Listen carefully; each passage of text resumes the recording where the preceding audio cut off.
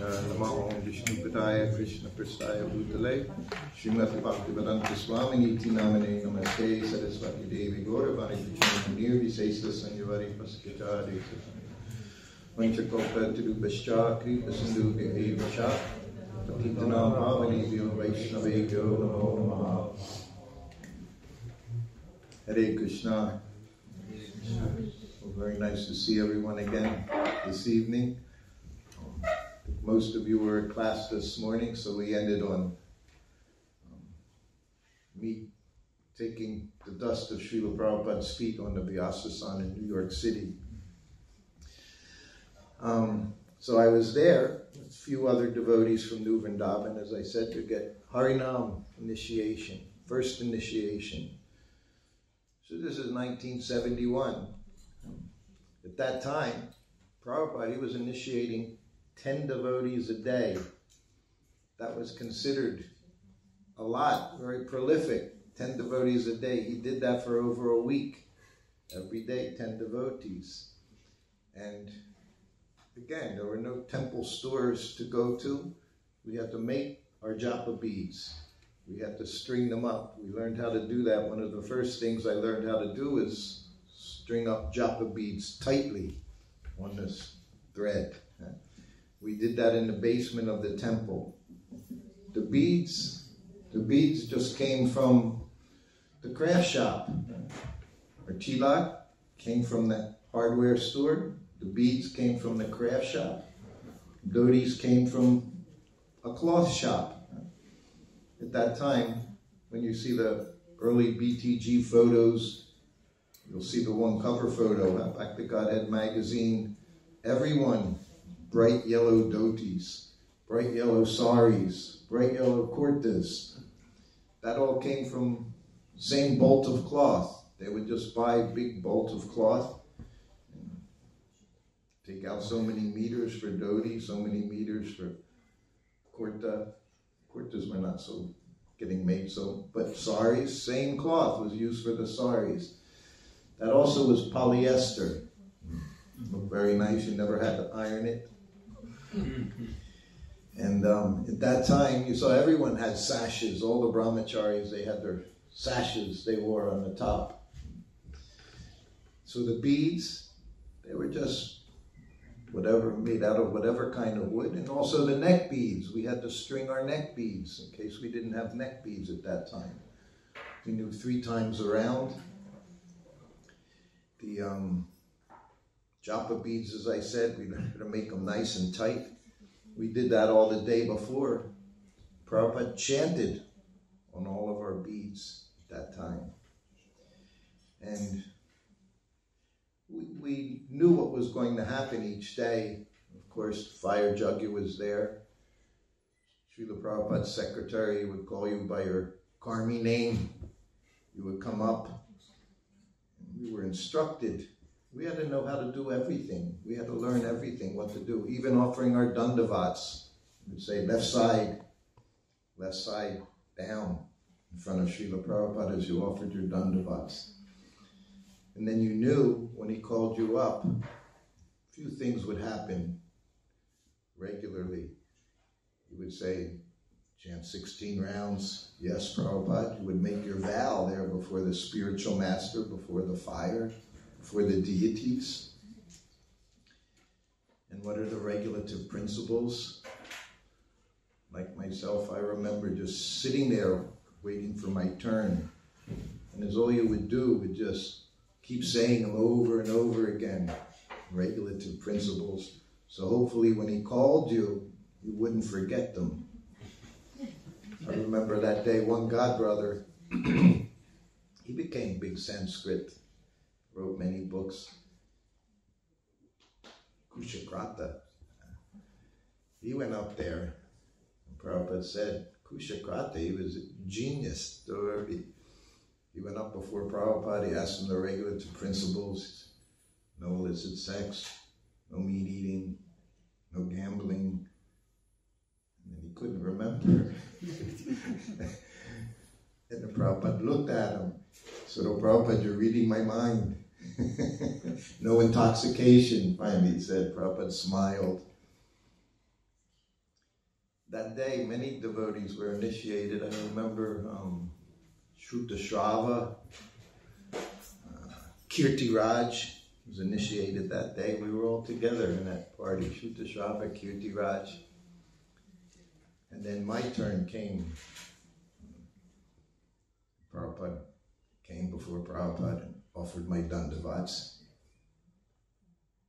Prabhupada looked at me, what are the regulative principles? Oh, I rattled them off without thinking. No intoxication, no gambling, no meat eating, no illicit sex. And with me, he gave me a little, he said, in how many rounds do you chant? You remember what happened the day before, Prabhupada. So me, I was proud of myself. I said, oh, I'm chanting 20 rounds a day, Srila Prabhupada. He just looked at me. Was not impressed. And then he said, so your name is Sruta Kirti. And then he said, Sruta Kirti is the name of Krishna. Means one whose activities are world famous. And all the devotees in the temple room heard that. They went, oh. And Prabhupada looked at me again and said, and you're Sruta Kirti Das. Then he handed me his beads. I went back by the fire, sat next to one of my godbrothers. So what's your name? I said, I don't know. First time I had heard that name. First time we were hearing so many names. Reading Krishna book, fumbling over Sanskrit words. Shiradakshai Vishnu, Karunadakshai Vishnu. Everything. Nothing came easy back then. What came easy was going out every day on Harinam. And when we would go there, like in New York, immediately, while you were waiting each day, you would go out in the street with your Back to Godhead magazines.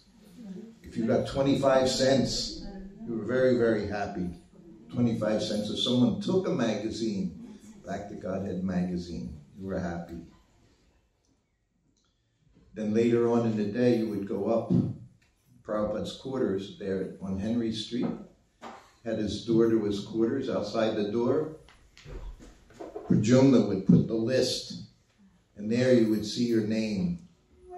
And then you would see your new name, your spiritual name given by Srila Prabhupada. He said your eternal name. And you would write it down. And of course we went back to New Vrindavan. I went there very end of April 1971. That time Kaladri was there. When I went there, we opened the Bahulaban farm. That time there was the main farm, Vrindavan. They're about to have a big celebration in a few weeks, maybe in a week or so. They've redone the original house. Srila Prabhupada stayed there in New Vrindavan. You couldn't even get to that road by a vehicle back then. That's why people would ask me, but Radhanath Swami, he was up there on the farm. He was a pujari, he was milking cows, doing all those things. He told me many interesting stories, some funny stories. You know, all he wanted to do was live in Vrindavan. But his visa had run out. When your visa runs out, you have to go back to the country you came from. He went back to the US. He didn't know anything, anyone in ISKCON. He was like a Brijbasi there in Vrindavan, had long hair and everything. Anyway, he got to New York City and someone said, go to New Vrindavan. He thought, wow, New Vrindavan. You could be in Vrindavan in the US, go to New Vrindavan. So that's where he went, New Vrindavan.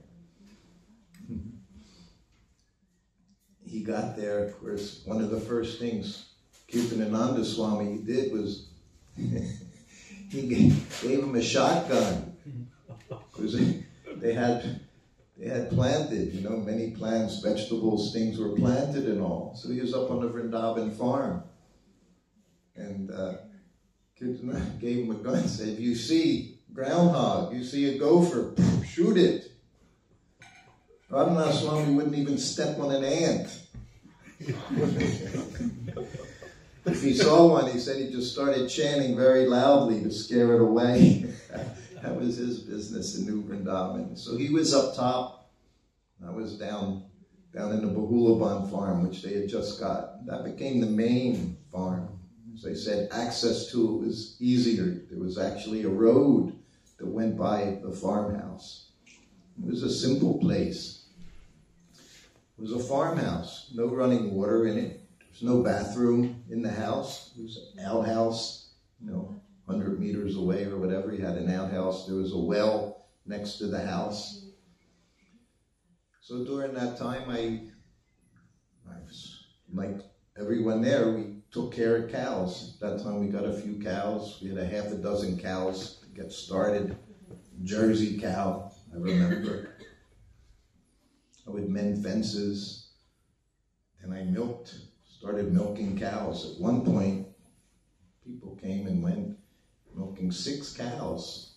In the morning and in the evening, 2 of us would be milking these cows each day. And then the roadshow started. Kirtananda started the roadshow. You all heard of the roadshow, and that was Radha Damodar. Famous, someone mentioned the book, Radha Damodar Vilas. The Radha Damodar deities, they're now in Gitanagari, which is just an hour or 2 away from New Vrindavan, another farm. So I got to be part of the roadshow.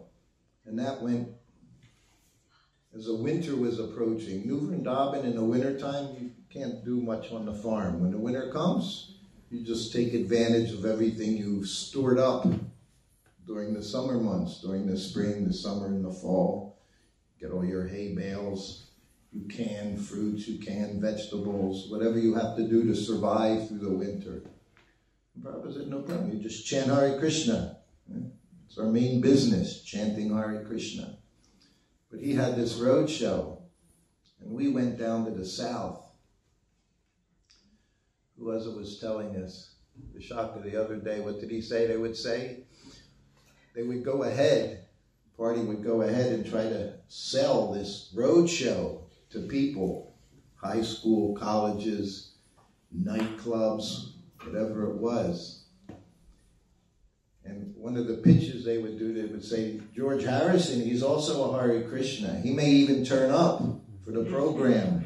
You book us for the program. Kaladri was saying, he could show up. So there would be booking. And then we would go, we would just chant Hare Krishna. Devotees would just be chanting. Mangalananda was on the road show. That's when he started. We all hear Mangalananda's songs to this day. We saw him in New Vrindavan just the other day. And so he chanted very nice songs. Lord Chaitanya's moon is rising. I think many of you might be familiar with that song, other songs. And we had dramas, short plays. We'd be in schools, high schools, grade schools, sometimes colleges, sometimes bars. They would book. And they would do Bird in the Cage. You all know Bird in the Cage. They would do Liquid Beauty play. So these were the things. It was very simple. Little philosophy, chanting, with nice prasadam. Mangalananda, he came up with this breadstick. Had some baking soda in it so it would expand. Had like 4 or 5 different flours in it, caraway seeds, seeds. Oh, they were wonderful, all cooked in ghee. On one of the buses, there were 4 buses. One bus was Radha Damodar's bus, that was the temple. Another bus was the kitchen. We had built, all these things were built, and one bus for the ladies, one bus for the men, traveling around. We went to the south of the United States. They said in the United States, of course, like many places, it's different. As you go from the north, you go to the south, or you go to the west. People are different, each area you go to. So the Southerners, they were all very strict Christian types, Methodists, Lutherans. this and that. Seeing Hare Krishnas, no one had seen any of us before. No one had seen Hare Krishnas, especially down there in the cities, New York, Los Angeles. They got familiar with in the cities, but these small towns, different areas in the South, they didn't know who these crazy people were who would go out on the streets, chant every day. One day, it was a Sunday. There were no programs that day, no plays.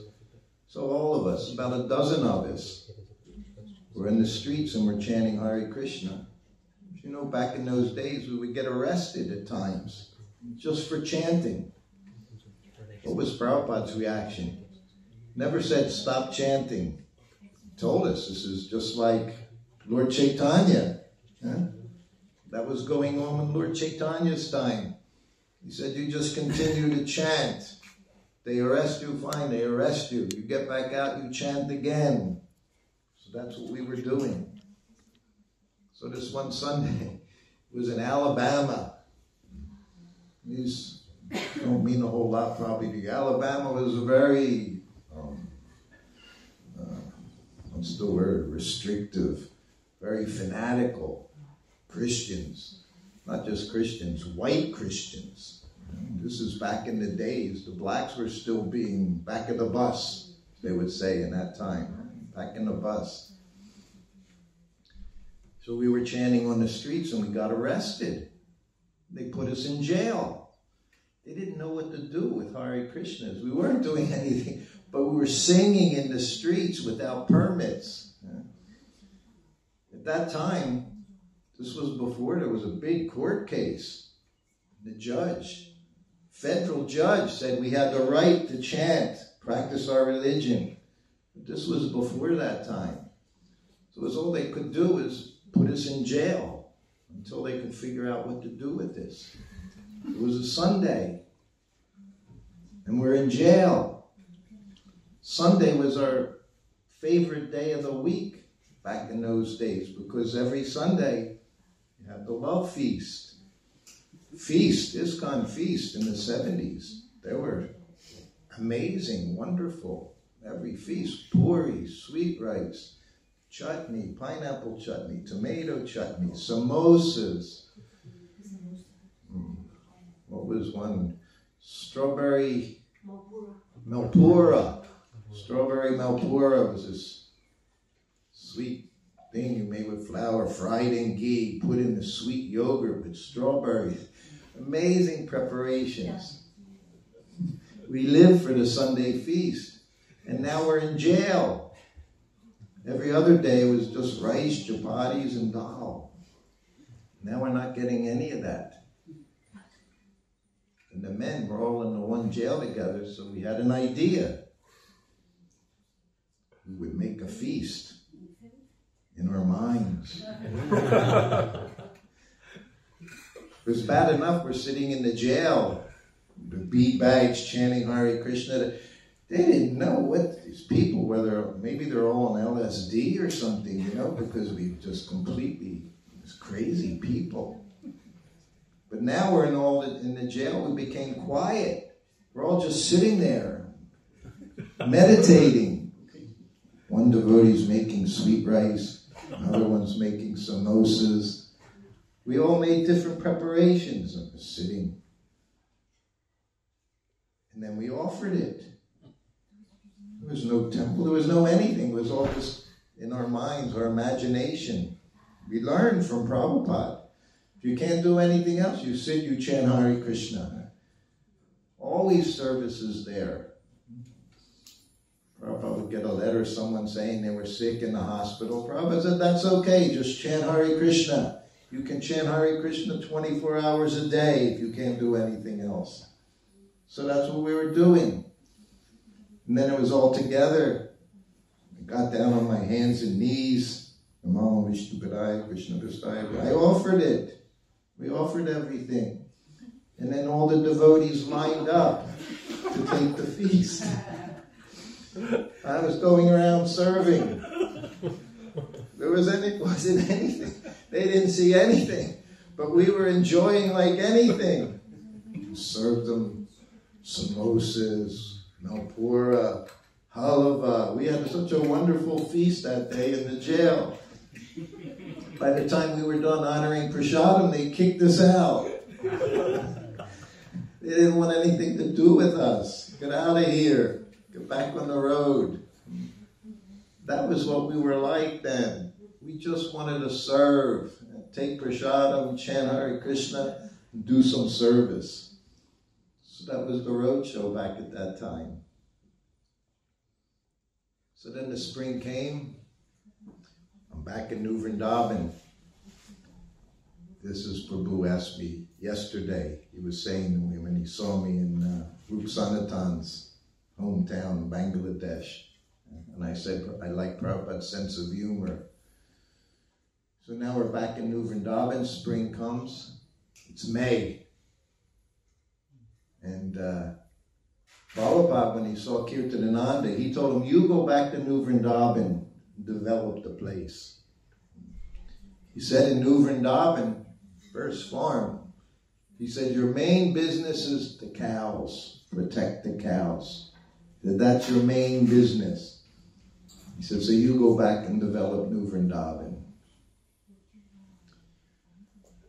We had driven from Pittsburgh to Los Angeles, New Dwarka, to get Brahmin initiation. Myself and Kaladri. 2 other devotees were there. Kirtanananda was there. It was at that time, Prabhupada told him, just go back, forget the road show. He said, you go back to New Vrindavan, you develop it. They had over 1,000 acres. So this was the first time that I had personal association with Srila Prabhupada. I wasn't a servant. I was just a boy from New Vrindavan, farm boy. But because I was with the Swami, I got to go on a morning walk. Prabhupada walking on the beach, Los Angeles. We drove there in a van. It took us 4 or 5 days to get there, all taking turns driving in a van with no windows, cargo van. We didn't care. We were going to see Srila Prabhupada. So I got to go on the morning walk. And I got to go in the garden in the afternoon. As devotees were coming and going, getting initiation, first initiation, second initiation. Some of us would get to go in the garden in the afternoon, Los Angeles. So I was one of those. Again, because I was Kirtanananda, I got to go in the garden. Even though I wasn't a book distributor, I wasn't sannyasi, temple president, but I was with him. He got me to go in the garden. And that day, afternoon, Prabhupada would go in just as the sun was starting around this time. And Kurandar was famous devotee. He was very grave, Kurandar. He was one of the first GBCs.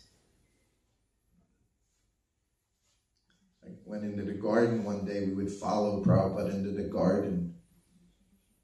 He just went down one concrete step as he went into the garden on the way in from his rooms. He went down the step and he turned around and he looked at me. He said, you see this step? Yes, Prabhupada. He said, Kurandar made this step.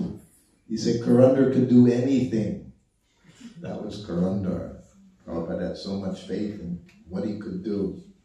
That's Watsika Avenue. That's in Watsika Avenue. Yes. Same place is still there, Watsika Avenue. And as we were going in the first day, I was handed a Krishna book. And they said, when Prabhupada, once you read Krishna book. In the garden, Prabhupada would have the devotee read Krishna book every day.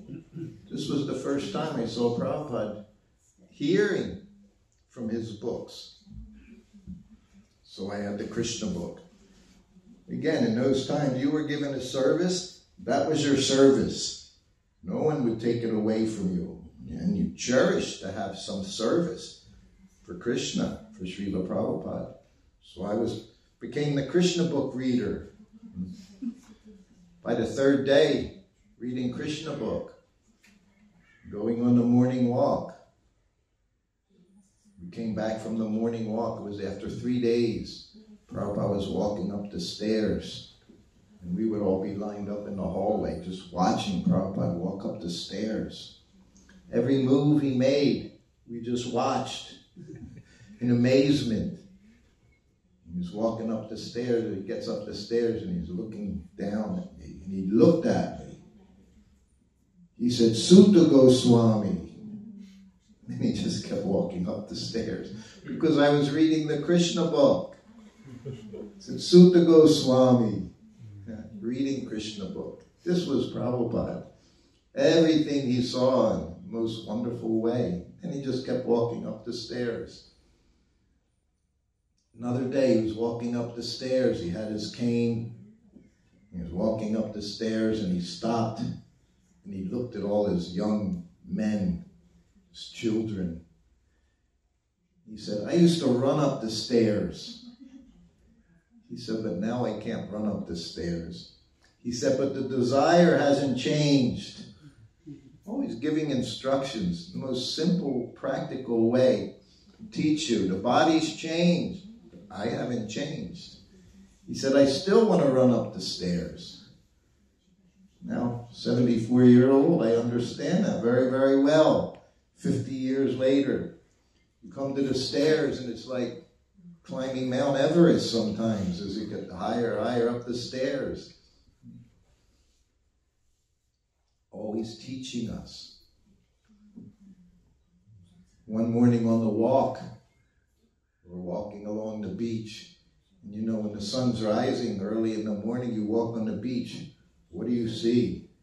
Of course, you see the ocean, you see the sand, and you see sand crabs. Huh? The waves come up, and as they go down, they pop out, run the next spot, go back down, all these little crabs.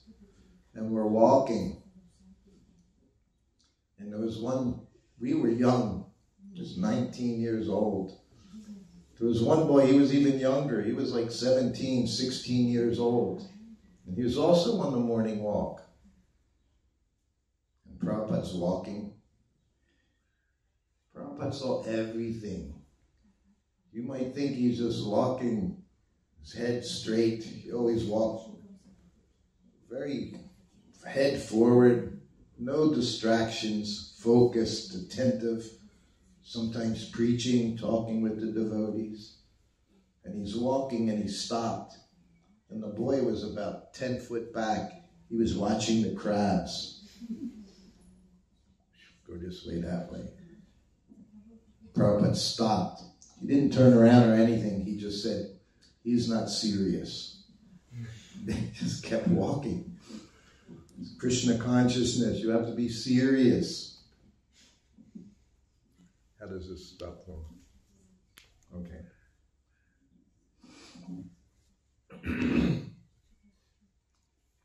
In the afternoon in the garden, every afternoon, and me, I would just have the Krishna book.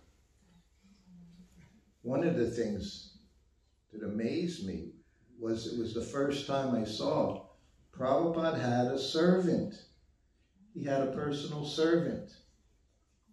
I never thought about it before seeing Prabhupada, but now I saw this young man running back and forth, getting Prabhupada's classes, getting his cane.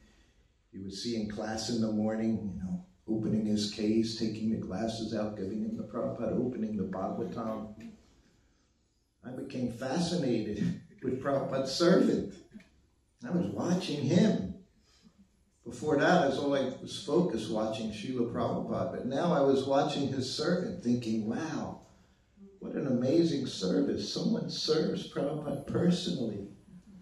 It wasn't any jealousy or anything. I never imagined I was in New Vrindavan, content to be in New Vrindavan, but I thought, wow, that's a really amazing service. I was watching him so much, his servant, he looked at me like, why are you looking at me? Kind of a look on his face, I started focusing on Prabhupada again. But I just thought it was amazing. We would go up. Our first day there, Kirtananda brought us upstairs into Prabhupada's room, sitting room, New Dwarka. After the first class, Prabhupada, after class, prasadam. Question I've been asked more than any other question over the years is, when did Prabhupada break Ekadasi? When did he break his fast? Was there a schedule this time? In Vrindavan, we announce it every time. Dwadasi, break fast between 9:15 and 7:15 and 10:12 and all these times. I remember one day in Vrindavan, there was literally 3 minutes to break your fast. It was like from 7:12 to 7:15 in the morning. Everyone's face was dropping. I have to break the fast. Prabhupada broke his fast after class. He went up to the room, he had breakfast. That's when he broke the fast. So basically around 9 o'clock every day. Day after Ekadasi day, whenever it was, he broke the fast right after class when he went upstairs to his room. So that one day, Kirtananda brought us up to the room, and Kaladri and myself, we both got Brahmin initiation at the same time from Srila Prabhupada. There was no jugya, no fire jugya. But Prabhupada gave us our threads, put our threads on, and he gave us the mantra. And he said, whenever there's fire jugya, you attend. That was it. So we're upstairs that morning. Prabhupada's sitting behind his desk. It's right after class. And we're sitting in front of Prabhupada. It was a white tile floor, waxed, very clean. Every day it would get swept and mopped by the Matajis when Prabhupada was on his morning walk. So we go in, we offer obeisances, and Kirtananda introduces us to Prabhupada. He says, our brahmacharis in New Vrindavan. And Prabhupada looked at us, looked at Kaladri, said, what's your name? He said, Kaladri Das. Prabhupada, Srila Prabhupada. Then he looked at me. He said, in your name? Nothing came out of my mouth. My hands were stuck to the floor, sweating in front of Srila Prabhupada. And I heard Kirtananda Swami say, that's Sruta Kirti, Srila Prabhupada. So very nice boy, to say. Then his servant came into the room with his breakfast plate. Mainly fruits and a milk sweet, always a milk sweet on his plate, every meal. And he came into the room. As soon as he opened the door, walked in the room, Prabhupada said, where were you at class? Said to his servant. His servant. Why weren't you at class? He said. Servant said, Prabhupada, I was preparing your breakfast. I learned many things, that one short conversation. And his servant, I was preparing your breakfast. Prabhupada looked at him, cutting fruits. Anyone can cut fruits. Your business is to be at class. I never missed one class with Srila Prabhupada. Even I had malaria. I was sitting at class. It was a Krishna Balaram Mandir. I had malaria. I could hardly hold my head up. I was at class that day, I remember. So I learned, you don't miss anything when you traveled with Prabhupada. Every moment you can have his association, you have to take it. You had to be on the morning walk. You had to be at class. That was at that time. That was May 1972. So then I'm reading Krishna book. I'm learning. Just being there. Just being there in the garden with Prabhupada.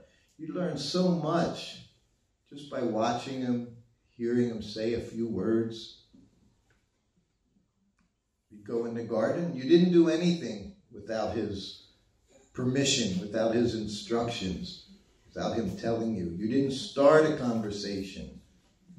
It's written in Shastra. It's actually offense You never start a conversation with your spiritual master. If he wants to talk to you, he'll talk to you. Not that you have to try to make him to get some social intercourse with him. No.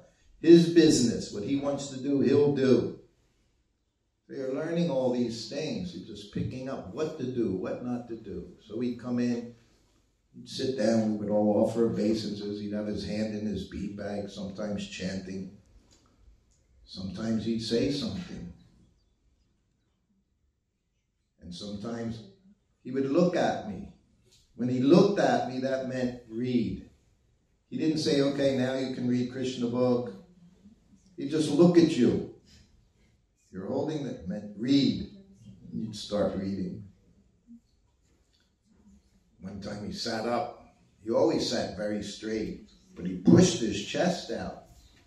He said, Govindam Hari Purusham Tamaham Bhajami. He said, we're proud to be servants of Krishna. He said, that's our pride.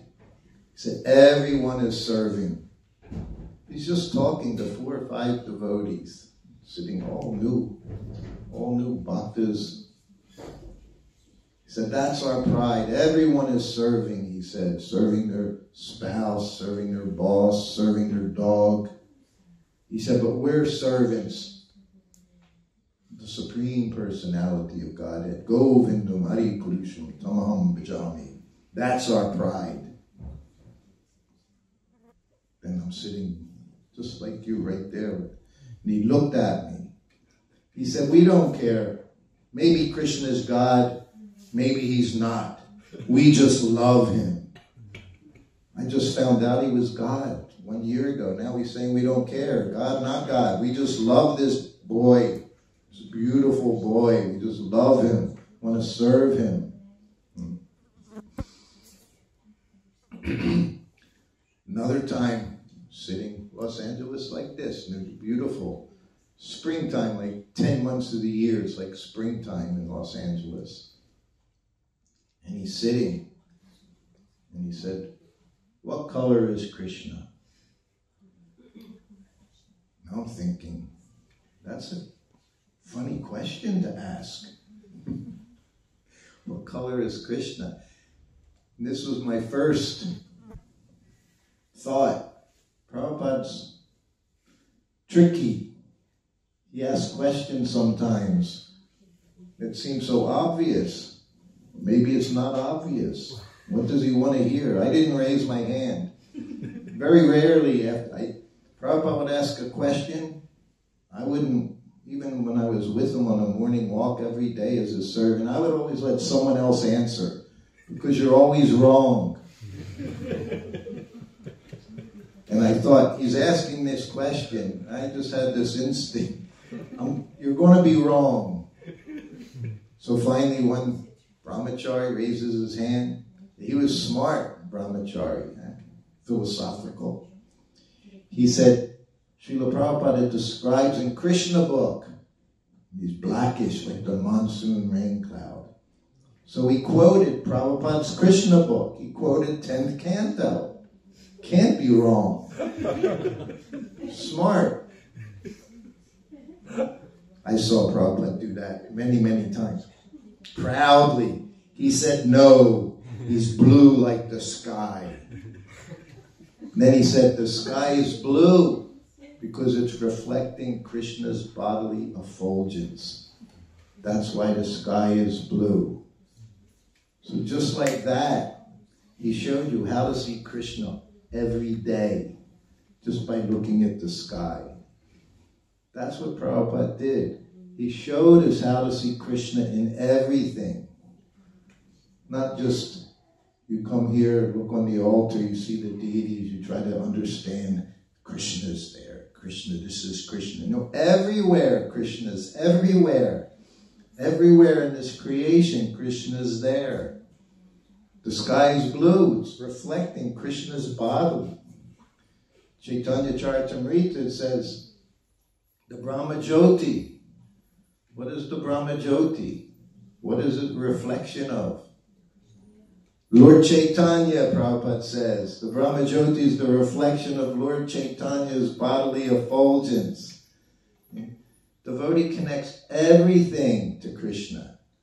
Nothing is separated from Krishna. So this is what we learn. Then he would look, and read. And there was a bookmarker in a Krishna book. One of my services in New Vrindavan was reading Krishna book during lunch. All the devotees would take lunch in New Vrindavan, which we ate a lot of prasadam in those days. And I would read Krishna book. And then in the evening, when everyone took rest, I would tell that same story that I read at lunchtime. Whatever I could remember from the Krishna book story, I would tell it to the brahmacharis in the ashram as they were getting ready to take rest. And now I'm the Krishna book reader in front of Srila Prabhupada. He looked at me and I started reading. I don't even remember what the story was. And we're just reading, everyone's listening. Prabhupada's sitting there. You can't understand. He's hearing. We're hearing. But there's very different hearing going on. Not the same. I came to the spot. Krishna Balaram killed this demon. We know they were always, however they killed the demon, very exciting methods. Whether it was a blade of grass and they ripped open your mouth and threw you into the tree, whatever it was. So I came to that point, and Prabhupada started laughing. And he kept laughing and laughing, and his body started shaking. And he's laughing, and tears are coming, just shooting out of his eyes. He's laughing and laughing and laughing. So now everyone's laughing. We're not laughing because of the Krishna book story. We're laughing watching Prabhupada. Prabhupada's love for Krishna. He's laughing and laughing. And as Prabhu said, he started slapping his knee and he's laughing. He didn't stop laughing for minutes. And we're all laughing because he's laughing. That's what it means when it says you open the storehouse, the love of Godhead. It opened up and we're laughing in ecstasy because he's in ecstasy. And then finally, he stopped laughing and I continued with the story. And I left the garden that day, but I had an idea. Tomorrow, I'm going to read a story about Krishna Balaram killing a demon. It was my favorite story at that time. And I thought, I'm going to read this story. This is all in my head. When I come to this line, Prabhupada's going to laugh, just like he did today. I convinced myself. And I had the story all picked out. Next day we go in, all offer obeisances, and I'm sitting there, my heart's beating quicker than usual, waiting for Prabhupada to tell me to read the story of David Gorilla. That was the story. Because he was nasty ape. A big black ape demon.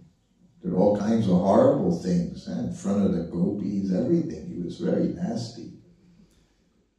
And there was one line. It wasn't when he was being killed. It was way before that. And I thought, when I read this line, Srila Prabhupada's going to laugh. So I'm getting up to the part. The gorilla, what's he do? He's there behind the trees and the bushes, and he comes out. The Brahmins, all the Brahmins, they have a yajna going on. What does he do? He comes out and starts urinating on the fire. I thought that was really funny. And I said it. And right when I said it, Prabhupada started laughing. Just like he did 24 hours before. He started laughing and laughing and laughing, and body shaking and crying and slapping his knee, just like he did the day before. Exactly where I thought it would happen. It happened. Why I thought it would happen, I don't know. Prabhupada knew. He knew, but he enjoyed hearing, experiencing everything Krishna and Balaram were doing. Just was so in love. And he was laughing and laughing. And then I continued with the story. Everyone's laughing with Prabhupada. So the next day came. All my intelligence was gone. I didn't pick any story. Somehow or other, say we spaced out. Krishna took away all my intelligence because there was a lesson coming. So we all get in, we offer obeisances, and for the first time, as soon as I sit up, Prabhupada looks at me, says, read. Never told me to read any. We just look at me somewhere in the course of the meeting there in the garden. As soon as I sat up, he said, read. I hadn't picked a story. And I'm thinking, I just want to read stories about the demons, Krishna Balaram killing the demons, because Prabhupada's reaction was priceless. It was a wonderful thing. So I'm sitting there, Prabhupada, let's read. I thought, oh no. And I start going through the pages to find a proper story. He said, anywhere. He said, Krishna's like a sweet ball. He said, wherever you bite, it's sweet. So then I just found the very next story and started reading. So that was one of my first lessons. Prabhupada knew what I was up to all the time. And of course, he could have left any time during any of these stories if he wanted to, but somehow or other, it all happened that way. So that was all in New Dwarka. Kuladri and I, we would come together at different times. You'll find out as the days go on how Prabhupada saw us together, gave us Brahmin initiation together. We went back to New Vrindavan together. I just saw him the other day. He moved back to New Vrindavan after many, many years. He moved back to New Vrindavan. So it's already almost 8 o'clock. Anyone has any? Yes, Prabhu. It's about, in relation to what you said about giving initiation and not understanding really what's your name or not remembering. There is this devotee, you know him, Surabhi Maharaj. He was the husband of Kishori. Yes. So it was time of initiation and Prabhupada saying, your name is Gaurav Das. Yes. So il n'avait pas très bien compris. He didn't understood so well. Yes. So the devotee asked him, so what is your name now? So he said, my name is Zorro Das. Zorro, yes. His name is Zorro. He couldn't understand why Prabhupada called him Zorro. Yeah. So he was thinking, Prabhupada gave me this name to keep me humble. And then he understood what he said. Yes. Yes, yeah, he tells that story. Yeah. And his name was Surab, not Surabhi. It wasn't Surabhi, it was Surab. Most wonderful, exalted devotee. Yeah. He built Vrindavan, designed and built Juhu temple, most beautiful temple. And he came back to Vrindavan as he was dying with cancer. He came there after many, many years. And he was so humble. And he was so surprised how much everyone appreciated him. He had been away in Hong Kong, had a business with one other person, clothing. He was always designer. But he came back to Vrindavan and everybody was bowing at his feet, so grateful to see him. Such humility he had. But yeah, Prabhupada picked him right out of the crowd. He said he could design what it was called back at that time. And Prabhupada said, oh, go to Vrindavan, build the temple. This is how Prabhupada did things. You had some qualification, Gunarnava. He was also, Prabhupada told him to go to Vrindavan. He was Surab's right-hand man, Gunarnava. And they were like, Surab was like 2 meters tall, and Gunarnava was like 1.5 meters tall. They were like odd couple. Surab told us that they would have to go to Mathura, and they would be on a motorcycle. Sora would be on the front, Gunarva would be back behind him. His feet couldn't even touch the ground, you know. But together, what they did for Srila Prabhupada was... And Sora was very smart. He built that place. He imported the water. He imported the sand because he knew the sand locally was salty. Everything was salty. So that temple as it stands, you don't see any cracking, you don't see any depreciate, you don't see things crumbling. The Gurukula, he said, was built very quickly with the local water, the local sand, and it was just torn down last year. It was said, you tear it down before somebody dies in this building. We had different professionals come to assess it, whether we could save it or not. They said, no, don't even try. They said, just take it down. And that's what finally happened after 50 years. And Sura, when he came at that time a few years ago, he said it would last 50. He knew 50 years was the maximum it would last. And just like you see this place, if you keep it nice and dry, it will last for hundreds of years. That's how it was built. But yes, I'll be telling stories about Sura hopefully in the next day or two, how surrendered he was to Srila Prabhupada during that process. I never saw anyone be chastised as much as he was in the course of building Krishna Balaram Mandir. Oh, many times in one day Prabhupada would call him in, and he was so even, Sura. I said to him, Prabhupada, he said, I didn't take it that way. He said he was just telling me what needed to be done. It was me. Prabhupada would say anything to me. I was broken. I would be broken instantly to be chastised. But he just took it. Prabhupada was giving him instructions on what to do. He was such a wonderful person. And I'm sure he, like Guru Kripa, who paid so much money for the building of that temple.